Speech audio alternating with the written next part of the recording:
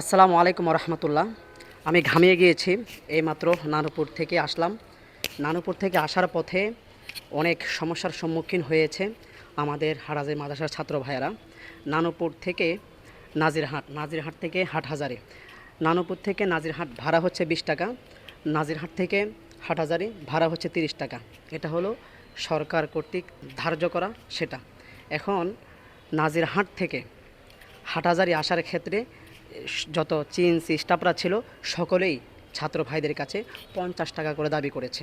এই যে লোকটাকে দেখতে পাচ্ছেন, এই লোকটাও 50 টাকা করে দাবি করেছে। শুধু এই লোক না, যারা এখানে চিনসি স্টাফরা ছিল সকলেই 50 টাকা ছাড়া আমাদেরকে আনবে না। কেন আমাদের সাথে এই বৈষম্য? আমি এই লোকটাকে জিজ্ঞেস করলাম, ভাই আপনি হাটহাজারী স্টেশনের স্টাফ না, চিনচি চালক স্টাফ না আপনি? উনি বলতেছেন না, উনি মুরাদপুর যান, সরাসরি হাটহাজারী ওনার কোনো স্টাফ না। অথচ উনি পরবর্তী সময়ে ছাত্রদেরকে বলতেছে 50 টাকা করে লাগবে, হাটহাজারী গিয়ে আপনাকে থামাবো। আমি বললাম, আপনি তো হাটহাজারীতে স্টাফ না, তাহলে হাটহাজারী নিচ্ছেন কেন?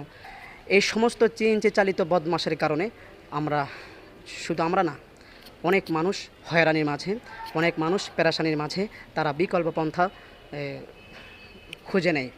আমরা এই চিএনজি চালিত গাড়িতে না এসে আমরা এই দেখেন পিকআপে করে এসেছি। এই যে পিকআপটা, এই পিকআপের মাধ্যমে আমরা এসেছি, এসে মাদ্রাসায় আমরা নামছি। এখন আমার কথা হলো, চিএনজি চালিত এই সমস্ত যানবাহন আমাদের সুবিধার জন্যই তো, জনগণের সুবিধার জন্য। এখন জনগণ যদি সেই সুবিধা ভোগ না করে বিকল্প খুঁজে নেয়, তাহলে এই চিএনজি কী প্রয়োজন ছিল রাস্তায় চলাচল করার? এবং সরকার কর্তৃক নির্ধারিত ভাড়ার ঊর্ধ্বে এই চিএনজি ড্রাইভারদেরকে ভাড়া নির্ধারণ করার ক্ষমতা কে দিয়েছে? হ্যাঁ, রাত্রিবেলায় হলে এক কথা, লোক নাই, রাত্রিবেলায় একটু 40 টাকা নেন, 10 টাকা বাড়ায় নেন। কিন্তু আপনি দিনের বেলায় যেখানে মানুষ আসবে, অনেক চিএনজি খালি আসতেছে, আপনি সেখানে দাবি করতেছেন 50 টাকা। 50 টাকা ছাড়া আসবেন না, আবার আমার সাথে গরম দেখাচ্ছেন। তাহলে জনগণ এই সমস্ত চিএনজি চালিত লোকদের উপর থেকে আস্থা হারিয়ে ফেলবে। আমি সবাইকে বলবো, নাজিরহাট থেকে যারা হাটহাজারীতে আসেন এবং নাজিরহাটের যে সমস্ত চিনচালিত স্টাফরা আছেন, যারা জনগণ আছেন, সকলে সচেতন হন, এই লোকটাকে চিনে রাখুন।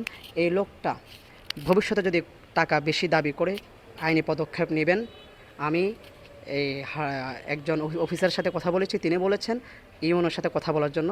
আমি দেখি কি করা যায়, ইউনের সাথে কথা বলবো, বলে আমাদের কিছু ভাই ব্রাদারের সাথে কথা বলে ইউনের সাথে কথা বলে এই লোকটার বিরুদ্ধে কী পদক্ষেপ নেওয়া যায় তা অতি শীঘ্রই গ্রহণ করার চেষ্টা করব।